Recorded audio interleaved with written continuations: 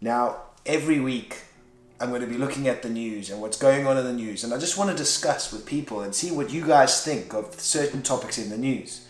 Now, politics is great for segregating people, especially here in the UK. You know, you're either a Labour supporter or you're Conservative or one of the other small micro parties. But I think what we all can agree with is that no government party in this country seems to deliver what they promise. And we never seem to be able to hold these people accountable. Now, recently, our new government laid out 5 objectives that they were going to do. And that was halving inflation, growing the economy, reducing the national debt, reducing waiting lists at the NHS hospitals, and stopping the small boats coming over the border. Now, this government that is in now, although we've had different prime ministers from the same government, in 2019, they said they were going to increase the number of nurses by 50,000.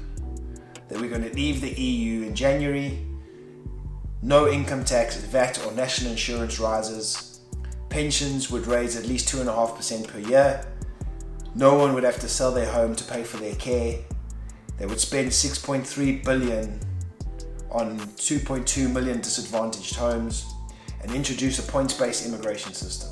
We're now coming up to 5 years, and I don't think of those 7 original items that I've mentioned, we've achieved a hell of a lot. And this is the main problem with government and with people. We seem to focus on what they say here and then. We listen to it for a couple of weeks and then it falls into the background. But there is nobody holding government accountable for what they say and what they do. The Conservatives were brought in to reduce the national debt in 2010. And between 2010 and 2023, the national debt has gone up astronomically. The UK national debt now is somewhere around 2 trillion.